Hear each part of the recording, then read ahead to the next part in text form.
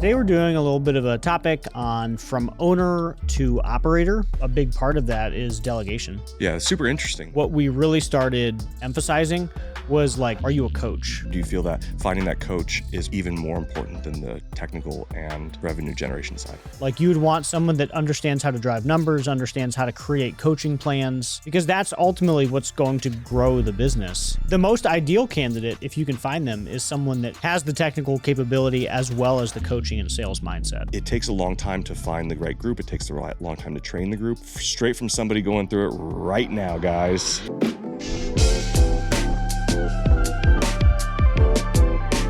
Welcome back to Owned and Operated. I'm your host, John Wilson. I'm here with my co-host, Jack Carr. Welcome back to the show. Welcome back.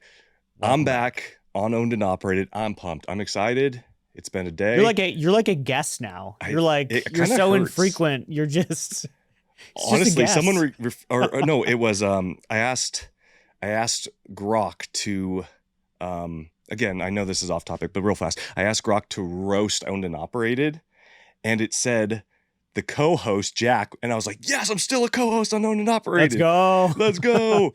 Has a laugh like a broken blender. That's not bad. That's not bad. The last time, I'm super self-conscious about my laugh on the show.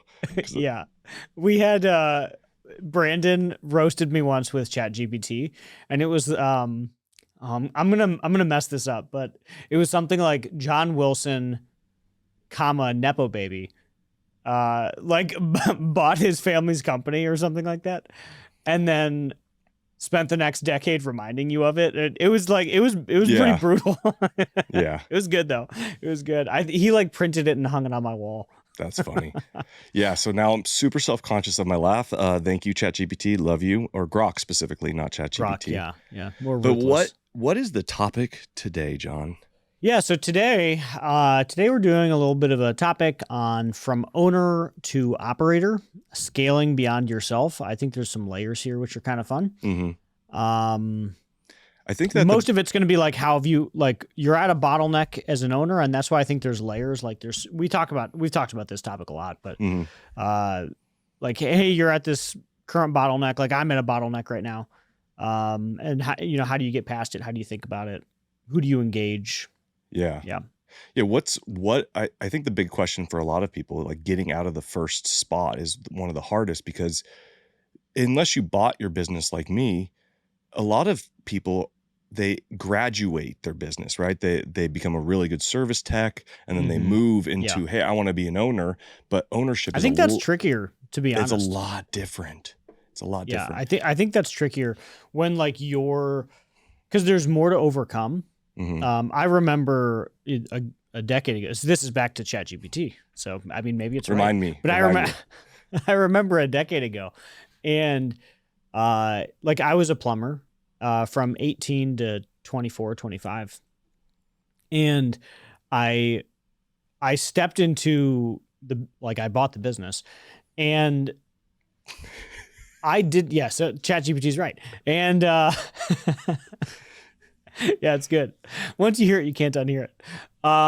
So I bought the business, but I remember so distinctly at the time, my goal was to have the business be saleable by the time I was 30. So I was 25, and I said, okay, in 5 years, I don't know that I want to sell the business. I just want to be able to sell the business. So make it valuable. And we did that, which was awesome. And the mindset that I had going into that was I always wanted to never be useful to the business, because if the business was going to be sellable, I had to be useless, because if at that size, the owner had to be sort of like irrelevant. Yeah. So that's the framework I took for the first 5 years of my career, and I think it helped quite a bit. Yeah, I mean, ironically, I talk about how I bought the business, and that made me not do this. But realistically, I bought so small, and then everybody quit. So you were a tech. I did go tech, but I think the place to start on this is, what is the first step? Like, what size? And then do you think? And then I'll go with what size we actually did. Like, what size is the first step to offloading a significant portion of your operator duties?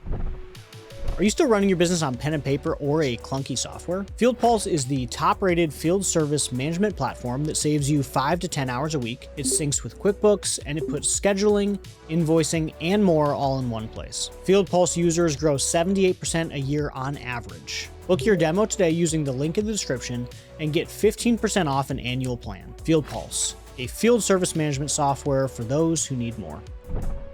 I'll say the first size. I also think it's number of direct reports almost always. So I think you're at a bottleneck when you hit max number of direct reports, and maybe that's 10. But if you're at 10 direct reports, you got to figure something out.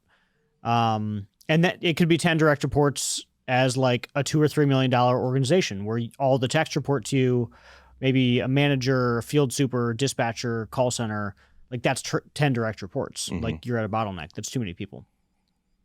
And too much brain switching where later on you can maybe do that. You could do 15 just plumbers because you're managing the same thing. But if you're brain switching from service to sales to install to booking the call to dispatching properly, that's a lot. I think most people that I've talked to over the years, they feel it at 3 technicians and 1 person in the office is when they feel the first big okay, I can't be in the truck anymore. There's enough going on administratively, or I need to be a service manager that I have to, take a different role. That's interesting. Yeah, no, I actually fully agree that we did it a step earlier than that. I think we had 2 in 1 or 2 and a CSR. But that's right around the time because as you kind of graduate through, I think that the general progression usually becomes, or what we see in the acquisition side is it starts with technician to technicians and managing, maybe a tech helper, et cetera. And then as you get 2 to 3 techs, you move into more of a sales role, like a comfort advisor. That's where we differed is we hired a comfort advisor because I, at the time, didn't understand sales the way I do today. But the point is you can do sales and service manager. It's really hard to do sales, service manager, and technician. And so at that swap point is the first step where you have to put a layer in between you and the front line. I mean, we've talked a bunch about now going further all the way to 10 million and 20 million and 40 million where you're at in the changes. But on those first hires, the first service hire, what are some of the keys that made it work so well for you early on? Service manager? Yeah, because at the time, A, it's a new position. So B, you probably don't know what it's like managing a manager. And C, there's 0 systems in place. There's no SOPs. There's probably no KPIs. You might not even have a good CRM. So for you personally, how did that work early on in making it function properly? We kind of cheated too. So, I was the direct manager and then I bought a business that had managers and we made them the managers now, and we merged together. So I think I learned a lot. I think what I thought was going to be a good manager at the time wasn't. So we were really emphasizing trade knowledge at that point. Yeah. Hey, we really need someone who knows the trade. And obviously you do, but the trade is one of many parts of our day-to-day. Yes, what we do is the actual mechanics of our work is really important, but so is marketing and so is sales and so is training. Later on, what we really started emphasizing was coach. Are you a coach? Will you naturally just help people? Can you explain concepts simply without sounding demeaning? So when we've started to identify that in talent now, we start flagging them for our leadership development program. Hey, this person, people call him for help. And so people are comfortable. They look up to him or her. And then they coach. And it's not sort of this diminishing, oh, you don't know how to do that. It's a very let's figure this out together. So that way you can, continue to grow. So that's what we've seen our best frontline leaders be. But I mean, I didn't know that a decade ago. Yeah. Do you think though that there is a time and a place where that technical knowledge is actually more important than coach? So as you round out that 4th service technician, Yeah. right? Are you looking for like for to make this applicable for people out there who are rounding this corner? Like, is it better to get somebody in place who's technically apt as well as understands the sales cycle and who can Yeah. understand the revenue generation portion of a business, and then worry about the coach later on? Or do you feel that finding that coach is even more important than the technical and revenue Yeah. generation side? I think it's a nuanced question. Yeah. I at different points of my life, I would have given different answers. I remember optimizing heavily for non-trade, so like not experienced. And I remember going the opposite and optimizing for like only trade. And that's almost the only thing I cared about. Oh, you've service led a plumbing company before. Like, you're perfect. Yeah. I think where I've landed now is like someone in the organization needs to know what the hell you're doing. And it doesn't need to be you as the owner. It doesn't need to be the service manager. It doesn't need to be a super. It just, someone has to understand the mechanical of what you're doing. And maybe that's like a field super as a tech. Maybe that's a frontline leader. Maybe that's the install manager, but someone has to be the technical expert. It's just, it doesn't have to be the service manager. That's fair. Yeah. My only worry and caveat to that is if you are the technical lead, you're still going to get the technical phone calls. So it is extremely difficult to be the technical lead while also being the marketing and the QC person and this person. So it's just an extra hat to put on. And so that's what I've we seen people do to on. be successful is they do field supers. So like their senior tech becomes a field super. Yeah. It's still a working in the field position. And then their service manager or sales manager or whatever is like they're only focused on service sales. Like they're focused on like the measurement of a good service manager is average ticket and closing rate. Like that's it. It's not how many, there's no trade specific, like we did a good job installing that toilet. It's average ticket and conversion rate kind of period. So now callbacks, it shows up for install or fulfillment, but that to us, that doesn't land inside sales management.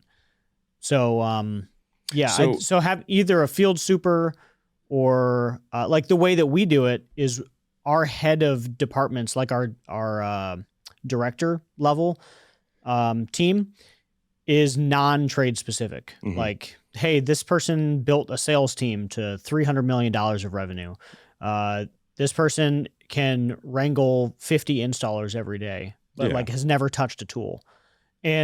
But then the front line is coach plus a little bit more trade specific. Do you then, and correct me if I'm wrong, are you saying then that at that point, it's better to optimize that service manager role or that role, that first graduation role, to be revenue generation KPI specific? Like that's that person's job. Yeah. If it's like manager, a spectrum of 1 to 10, like 1 being like, I don't care about performance at all, but I'm the most technical expert thing ever, to like, all I care about is sales and I don't know what a furnace is. Like, I think you'd probably want a 6, maybe a 7. Like you'd want someone that understands how to drive numbers, understands how to create coaching plans, because that's ultimately what's going to grow the business so that you can, you just don't want to get sued along the way because you did bad work. Yeah. Super interesting though. I mean, cause I think that I don't want to say it ventures off on traditional advice, but I do think that that's an interesting push, is that the focus at the 4 technician mark and the supervisor mark is that like, the technicians are actually generating. And I do agree with you though. Like, I think that is probably the right call, because around that 4th technician mark, right, you are at, give or take, 2 million, maybe a little bit less, 1.5. Like, it's a really hard area to gain brand recognition and to grow and to get your technicians to start actually driving revenue in the way they should. Yeah, we have to drive some revenue. Like we have to grow the business. And what I see owners struggle with at that size is they have like technical experts that are great. Like you need technical experts. I'm not saying you don't. I just think like pick which seat that they fill. Because if you have a technical expert filling like a service manager seat, and he's like over here on the 1 scale, he couldn't give a shit about sales at all, your business is not going to grow. like just period. Like Yeah, they fix have it. to be geared towards growth of some type. Yeah, because I mean, at that point, you need the person who's managing those 4 technicians needs to start Yeah. watching. Hey, what are the questions that you're Mhm. asking? What are your offerings? What's your estimates look like? Are you selling these? Where's the training? So I Yep. actually agree with that because that's the graduation point where you stop showing up and just installing the capacitor, and you start Yeah. actually doing full system evaluations and working on what that looks like for your specific business. Like, how do we look at the system holistically and grow the company by offering a better offering to the customer? Mm-hmm. Interesting. Yeah. Now, the most ideal candidate, if you can find them, is someone that has the technical capability as well as the coaching and sales mindset. Yeah. And that's usually who we place. So, but Yeah. it takes a lot of work to get there, and we also train it. I was just So saying, one of my that's other nice, John. It's nice when you have like a $40 million company and you can attract that Yeah. talent. But I mean, like from a realistic standpoint, I find it very difficult. I mean, I was talking to Dustin Marks the other day on Jacquisitions, and like I was blown away that he found someone right out of the gate that he bought the business of a technical expert who was also willing to work on sales technique. But like that is such a rarity, Mhm. I think, in the industry, is that people understand both sides of it and want that role. Yeah, no, I agree. It's hard. How do you think about like hiring versus promoting internally? Well, if we're still talking about the step 1, are we talking about kind of just in general? I think, the same thing, the sort of like building leaders and, going from owner to operator. I think a big part of that is delegation. I mean, 0 to 4 techs in HVAC, right? Not even across the entire company, but that was last year for us. So it's super fresh in our mind. I'm more focused on training technicians to be technical and do our sales technique versus hiring them through into the next level, just because we don't have the capacity. Like it grows into be such a big business at some point. That makes sense later on, but early on you're scrambling to get a tech in the door, thinking about like, hey, how do I train them to promote them? Like there's no promotion opportunities when you have 3 technicians. Yeah. And the most likely, again, this is a huge generality, which I'd love to be proven wrong on. When you have 3 technicians and you're doing $1 million a year in sales, it is really, really hard to get those technicians to be all-stars, amazing people. It takes a long time to find the right group. It takes a long time to train the group. To move one of them into a service, I think would take equally as long to get them to stop focusing on, hey, this is what I need to do, and move them into that. That being said, I think that we're at that step rounding 5. Like that's our next item, is like leads and service managers. As we hit 6 technicians, we are actively thinking about internal promotion and how to train that and what does that look like. So I think that's a step 2 game, not a step 1. Like we talked about this before, like out of organization is probably the better hire for this role. I could be wrong. That's my belief. I think it depends. I think, like who's on the bench, and do you have a program? Like if there's no program to turn people, which I know in your case there is not. So this isn't like, critique. It's more like, do it. If there's a program to turn people into leaders, then internal makes a ton of sense. Yeah. If there's not, then it's definitely more complicated. Also, like if that's your skill set is building that program, expletive, fucking run it. Like if you're a really good trainer and you know how to build SOPs and programs like an all-star, do it. Like that's a game changer for your business if you can install that early. Me, I'm an ops guy. Like it's not day-to-day ops and optimization. HR training, things like that, definitely not up my alley. I'm still working on my people side of the business. Tight deadlines, breakdowns, last minute jobs, that is just the life in the trades. And that's why we trust WeSupplyTrades.com. They're family owned, and with nearly a century in business, they stock thousands of HVAC, plumbing, and hydronics parts from brands that you already use. They're shipped fast and even same day if you order by 3:30 Eastern. With a free pro membership, you'll get better pricing, free shipping over $99, and real experts who actually know the field. Get 20% off your first order with the code OWNED20 at the link below. We Supply Trades, finally a supplier who actually gets it.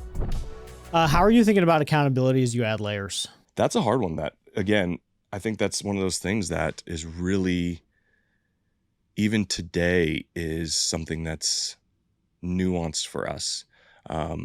We've just implemented EOS. I think we could have done it sooner. Mm-hmm. Like, realistically, EOS, Like how recently? like within the last 3 months, and it's not even full EOS. Like, we don't have a facilitator or anything, but it's, hey, we are going to start doing L10s, and we're going to start coming up with rocks, and we're going to start doing this.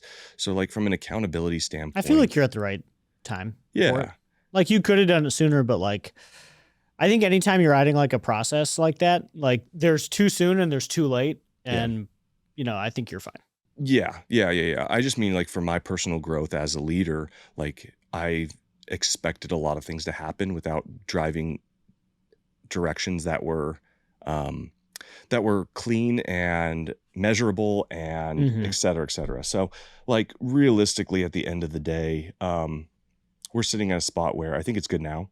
But to drive accountability is like, it is, again, it's making sure that you're providing goals and that are reachable and holding people accountable to those goals on the whole at every level, whether that's you running a system or you're just doing it in Excel spreadsheets. So yeah, that's a good question though, because that's a hard one, especially. It's tough. Well, holding leaders accountable is like way more nuanced than techs. Yeah. One, because like leaders, you learn to trust them, you rely on them. There's like, it's there's like for me anyways, like I work directly with our leaders every day. I get to interface with our techs all the time, which is awesome. But like I primarily work with like 6 people. So yeah, there's just more going on there. And it's also a little bit more nuanced. Like well, with a tech, with a direct performer, it's like, hey, your booking rate was bad. Yep. Your number of phone pickups was bad. Like it's a right. fairly black and white. Like conversion rate was bad. Average ticket was bad. It's just not that complicated. With leaders, it is more complicated. Yeah, no, you've hit the nail on the head, and that was a very hard thing for me to overcome. Actually, recently, really recently, it's like, even though the health of the business is good too, like it's not necessarily an indication of somebody doing well, even if that's that person's direct outcome. Like once you get to a size where other people can actually facilitate the change and the drive necessary, it doesn't mean that the win is coming from the leader himself. So it makes it even harder to come up with kind of direct, general, measurable KPIs. Like it's a hard thing. Like, what do you KPI a leader on? Turnover rate of technicians? Like, is that the leader's fault or is that the owner's fault? If the pay's not good, right? There's just like so much. It's so nuanced. But I think that the goal is to at least try. Like there has to be something somewhere that you're working towards that's understandable. And then the cool part is, if you're doing that, then when you start running into these things where it's like, hey, are you really driving change and wins in this business? You can change what your current system versus having to go, I don't know, let me make a system right now to figure it out. Yeah. You just tweak. You pull, in the words of an old Jack, you turn the knob instead of pull the lever. You can just dial it. Well, yeah, I mean, it's complicated. So I think the biggest thing that we've taken away, there's a quote for this. I'm stealing this from somebody, but it's the man, not the land. So I think it's from farming, right? So what we found is anytime something feels weird inside a department, or like performance is bad, or like techs are leaving, like it actually is pretty much always the manager. And there's always, what makes it hard is there's always reasons. There's always like, oh, that guy was whatever and this guy was whatever. But like at the end of the day, the way I think about this is the leaders of our team like are representative of me and are here to like drive the business forward in a positive direction for all stakeholders, employees, customers, me. Yeah. And sometimes people are bad at that, and sometimes people are great at that. And when they're bad at it, it can be tricky to tell. But I think you just have to look at all of the things happening around that department. Like, hey, are a bunch of people leaving? Is performance down with no real explanation? Is there a plan to improve performance? Are you having to push? Like, does it feel, how hard does that department feel? And if it feels like hard, probably have the wrong person. Yeah, I mean, the way that it makes it even harder though is there's plenty of instances where technician turnover is high, but your recruiter, right? You have a full-time recruiter at your business who's doing a freaking fantabulous job and who's driving good technicians back into the business, but your turnover is still high. And so the department's actually doing well, right? That business unit might be actually growing and succeeding. And yeah, it feels hard. So that's maybe a good indicator, but like, how is that measurable? And so that's what I always come back to is, Yeah. you know, there's certain instances where we've ran into it a few times now where it's a situation like that, where turnover's high, but the business is growing and doing well. Is it growing as much as it probably should? No. But where is that, you know, where's that indicator? And I think that the hard part is like the indicators are all there. They just, you have to trust them versus the one final indicator, which is growth. Because growth is not the end all be all. Straight from somebody going through it right now, guys. So if you're smaller, it's very applicable. What's one thing that you wish you would have delegated earlier? I'll tell you, actually, right now I'm going through it, is we should already, and you might disagree with me, but we should already have somebody in marketing assisting with marketing measures, not necessarily running marketing, but at least coordinating marketing measures earlier on than what we are doing right now. It's become the intricacies and the busy work is much more difficult for me at this moment. As somebody who owns marketing, it's gotten to a point where it eats up the majority of my time, and it's worth it, right? It's valuable, but I do think that there is an inefficiency. The second one, and we've talked about this a ton, recruiting. Recruiting should have been done at 3 million. Bring someone in last year to make sure that this year, no matter what's the case, we have backups. That's where I'm sitting. In terms of, and then I'll give you another one too. The only other one that I wish we would have done is I wish I would have trusted myself in my marketing more and hired more people, technicians specifically, to be. You're kind of short-staffed. Yeah, so like compared to what you could be. I remember you explaining your team, and I was a little surprised. Yeah, I have had a poor history of like worrying rather than just saying, hey, I'm going to make it okay. Like if I have to go knock doors, I'll make it okay for that. Forgetting like, hey, an additional headcount to fill is going to be 3 calls a day. Like I can find 3 calls a day past what we have. Yeah. So like that's been something that I wish we would have done, because I think our growth trajectory would be actually more than we are today. But again, we're doing all right. I can't beat myself up. Marketing and recruiter is the answer. If you are, circling 3 to 5, it hurts, but it's definitely worth it. Your team's doing the work. Big reputation makes sure that Google knows it. Some of the key areas they help are if you have multiple GBPs, they can post on every single one of them every day. They can send reviews by your closest GBP to wherever the job was completed. And they have built-in SEO heat maps that show exactly where you rank on the map pack in real time. There's no more manual updates, no more missed opportunities, just results. Get started free at bigreputation.ai and unlock 15 free SEO scans today. When did you hire your marketing director, John? Out of curiosity, I know this is sidebar. We hired him in size versus date. Yeah, because I love Jesse. We were north of 10. Okay, but like I agree with you. I remember like pre-Jesse, it was Brandon and I every day managing LSAs, changing budgets. Like it was a lot. It was a very time-consuming thing. And that was before, everything got harder to get leads. Yeah. And there's more now. And now you have to deal with AI and all this kind of stuff. Idealistically, in the long term, it makes it easier. But for now, it's definitely complicated. Shocking, so yeah, it's definitely complicated. But yeah, I'd say 2.5 years ago is when we did that. We were probably like 13-ish million. And yeah, great change. Sweet. No, that's awesome. Awesome. All right. So really like scaling from owner to operator is we're hiring leaders, either promoting from outside. We talked a little bit about like benefits of each. Talked about delegating a little bit. Definitely focusing on sales strategy, right? And even making that the service manager's job is sales and revenue generation. Yeah, I mean, we're a business that it's leads and sales. Like that's all that this really is it's leads and sales. And I think we can overcomplicate this as much as we want, but at the end of the day, leads and sales. Like without either of those, the business fully stops. So those are your two most important.